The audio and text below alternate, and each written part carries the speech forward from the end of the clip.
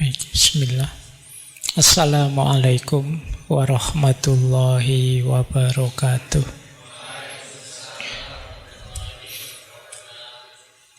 Bismillahirrahmanirrahim. Alhamdulillahi rabbil alamin. Wa bihi nasta'inu ala umurid dunya waddin. Allahumma sholli wa sallim wa barik ala habibina wa syafi'ina sayyidina wa maulana Muhammadin wa ala alihi wa ashabihi wa man tabi'ahum bi ihsanin ila yaumiddin. Amma ba'd. Baik, bismillah. Mari kita mulai kajian kita, ngaji filsafat kita malam hari ini. Baik, malam hari ini kita akan belajar dari beliau, Thorstein Veblen. Ini tokoh yang orang menyebutnya tokoh radikal, ada yang menyebutnya bapak ilmu ekonomi institusional. Ada yang menyebut beliau eksentrik. Jadi beliau ini kelahiran 1857. Nanti meninggalnya 1926. Jadi beliau ini termasuk akademisi, meskipun gaya hidup beliau orang menyebutnya khas, nyentrik, unik. Beliau sangat kritis terhadap gaya hidup ekonomi saat itu. Ya, dalam beberapa hal beliau semacam melanjutkan kritiknya Karl Marx terhadap budaya kapitalis. Baik, ya karena saking nyentriknya beliau sampai akhirnya pisah sama istrinya. Mungkin istrinya tidak betah. Beliau itu santai pol, sampai dipecati dari beberapa kampus. Dia pinter terus disuruh ngajar, tapi gayanya aneh terus dipecat. Ngajar lagi, keluar lagi, itu khas beliau. Cuma ya pikiran-pikiran beliau akhirnya nanti mulai diperhatikan orang setelah beliau meninggal, karena ternyata cocok pikiran-pikiran beliau. Jadi nanti yang beliau tulis, khususnya yang kita bahas malam hari ini, itu ramalan-ramalan beliau cocok bahwa sistem seperti ini nanti yang akan meruntuhkan negara. Jadi nanti kita lihat ya seperti apa pikiran-pikiran beliau.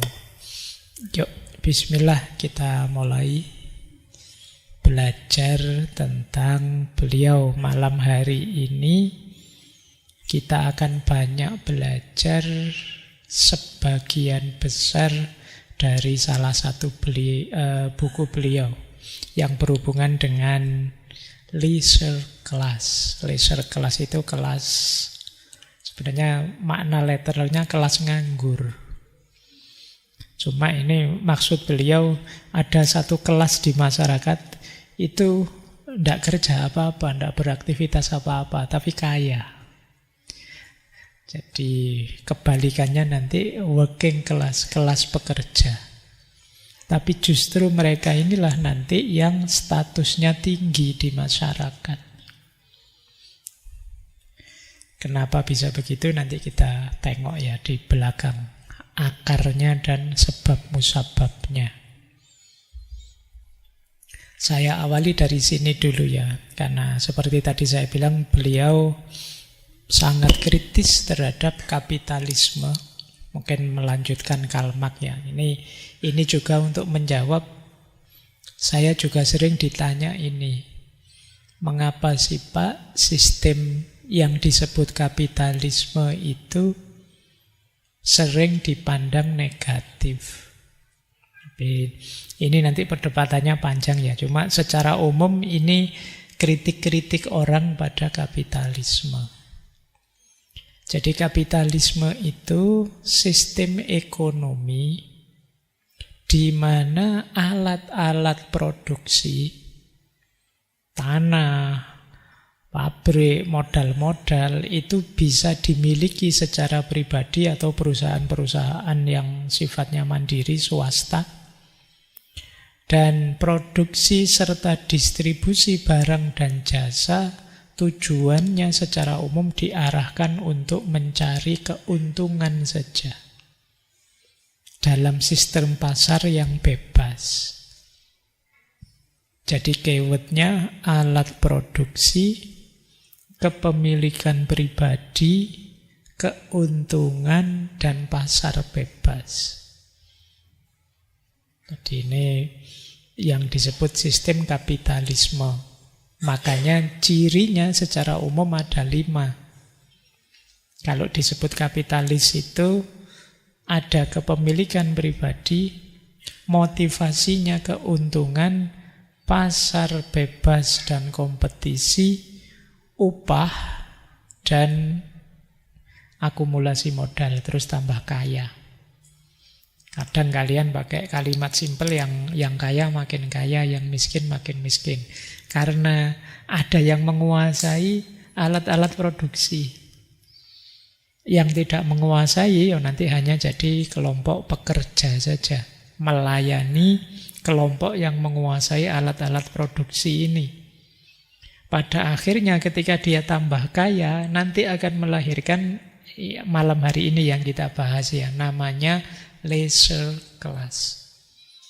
Jadi kelas sosial yang hidup santai, hidup enak, nganggur. Nanti lawannya working class. Kelas pekerja. Kenapa sih kok dianggap negatif? Kan wajar saja toh Pak, orang berikhtiar, terus berkompetisi, bersaing secara terbuka. Ya masalahnya adalah ada beberapa hal yang nanti jatuhnya terus jadi negatif kalau itu tidak diatur dengan serius. Makanya nanti sistem ekonomi belakangan meminta intervensinya negara. Apa sih kelemahannya? Yang pertama, mudah sekali jatuh pada eksploitasi tenaga kerja. Jadi ini kan untung tidaknya itu kan tergantung antara selisih modal dengan harga jual. Nah, biar untungnya lebih besar, ya kalau bisa modalnya lebih kecil atau gajinya para pekerja dibuat kecil saja. Nah, itu kalau tidak hati-hati terus jatuhnya ya kita karena mau protes gimana nanti dipecat, tapi tidak protes itu gimana. Sementara yang punya perusahaan, ini kalau bisa ya gaji itu sekecil mungkin, biar dapat untung sebesar mungkin. Logikanya kan memang logika bebas tadi. Nah, terus pelan-pelan tidak sadar jatuh pada eksploitasi, penindasan. Ini kalian harus mulai sadar ya, ada beberapa efek negatifnya. Yang kedua, alienasi. Alienasi itu keterasingan. Membuat kita jadi tidak manusia lagi. Kenapa begitu? Yang pertama, kalau saya pekerja misalnya, saya tidak bisa menikmati dan mengklaim produk kerjaku. Misalnya saya kerja neng pabrik sepatu misalnya. Sepatunya mahal sekali. Tapi saya sendiri sebagai buruh tidak kuat beli sepatu itu. Terus aku tidak bisa mengklaim ini karyaku loh, sepatu itu tidak iso. Yang punya pabriknya. Jadi ini membuat saya, wong itu saya yang bikin, tapi saya tidak bisa ngaku milik saya dan tidak bisa ngaku itu buatan saya. Nah ini membuat kita terasing dari diri kita sendiri. Beda kayak ngaji gini kan saya bisa bilang, oh itu ngaji filsafat saya dong. Itu bisa ngomong gitu, wong aku sih ngomong. Orang percaya saja, tapi begitu kalian jadi pegawai nanti, jadi buruh, tenaga kerja, tidak bisa mengklaim dirimu. Yang kedua, banyak tidak manusiawi. Kenapa? Ada rutinitas kerja yang sifatnya, kalau bahasa sederhananya, kita jadi kayak mesin. Berangkat jam 8, nanti pulang lagi jam 8 malam, jam 8 sampai jam 8. Jadi, dan tiap hari begitu, kita jadi kayak robot. Zaman saya kuliah, ada yang bilang orang-orang Bantul sebelah selatan, kalau yang kerjanya di Jogja, itu wajahnya mesti yang sebelah kanan hitam separuh. Karena dia berangkat pagi-pagi kena matahari, bagian kanannya, matahari dari timur. Ini nanti pulangnya sore mataharinya dari barat, wajah kananan lagi lah kena. Jadi akhirnya guyonannya dulu begitu. Jadi dulu kan banyak yang naik sepeda itu dari Bantul ke Jogja itu. Wah, itu wajahnya tidak imbang. Jadi yang separuh gelap, yang separuh terang. Itu guyonannya begitu. Itu sindiran pada betapa rutinitas hidup ini kadang-kadang membuat kita jadi tidak manusiawi. Nah, kalian ngitung sendiri ya. Kalian kerjanya di daerah mana, nanti coba dicek. Atau tiap hari banyak di jalannya, mungkin paru-paru mau kena dan lain sebagainya. Itu mesti begitu. Yang ketiga, hubungan antar manusia juga kemudian jadi transaksional. Jadi transaksional itu, kalau saya berhubungan dengan orang, saya menyebutnya relasi. Dan di situ parameter saya adalah aku dapat apa dari dia, untung apa aku dari dia. Jadi tidak melihat manusia ketemu manusia, tapi uang ketemu uang. Kalian bayangkan kalau kalian masuk mall misalnya, itu kan pegawai-pegawainya itu begitu ramah sekali sama kalian. Berharap kalian beli, tapi kalau sudah kelihatan tidak bawa uang, ya mesti kamu dicueki. Jadi nilai dirimu itu dilihat kantongmu saja.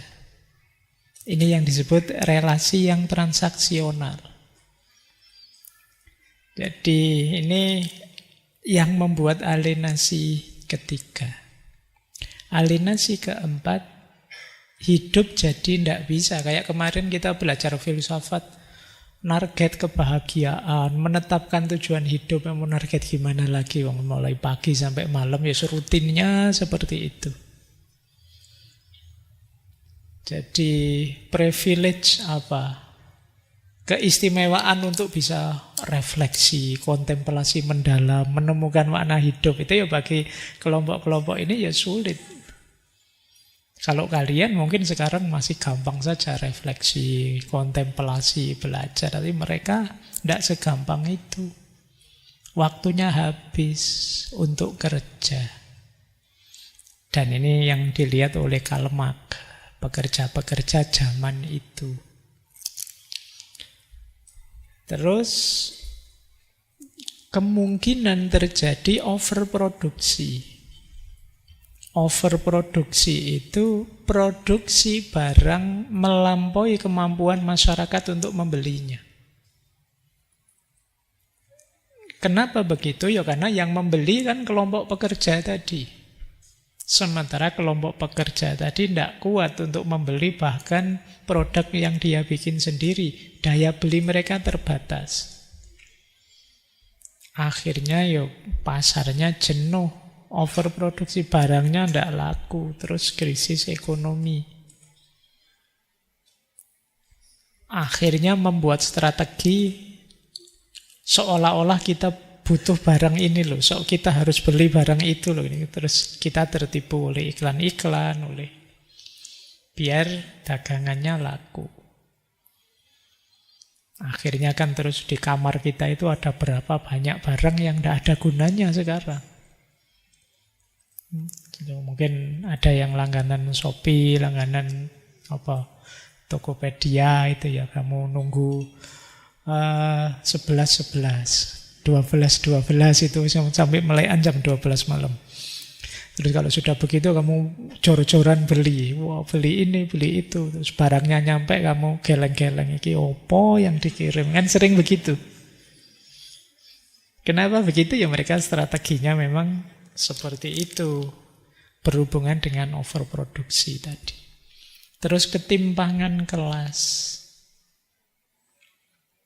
Ada kelas borjuis, ini versinya Karl Marx ya. Ada kelas proletar.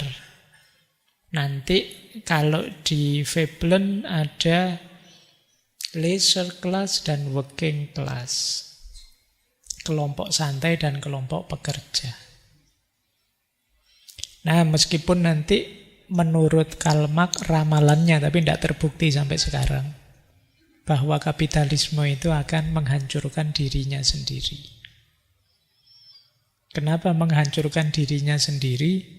Karena situasinya kan jomplang ini. Kelompok borjuis enak terus, kelompok proletar tidak enak terus. Lama-lama mereka akan sadar terus berontak. Terjadi revolusi. Kalau sudah revolusi, ganti sekarang. Kelompok proletar yang berkuasa. Ini ramalannya Karl Marx ya. Begitu proletar berkuasa, mereka akan balas dendam. Namanya diktator proletariat. Cuma ini tidak lama. Lama-lama mereka balas dendam terus sadar, yang ngapain saya balas dendam kan. Nanti situasinya nggak berubah jadi lebih baik. Terus lahirlah masyarakat namanya masyarakat komunis. Masyarakat tanpa kelas. Jadi semua setara. Senang bersama, susah bersama. Itu idealnya begitu sih yang di pikirannya Karl Marx. Tapi kemudian dalam sejarahnya tidak semulus itu.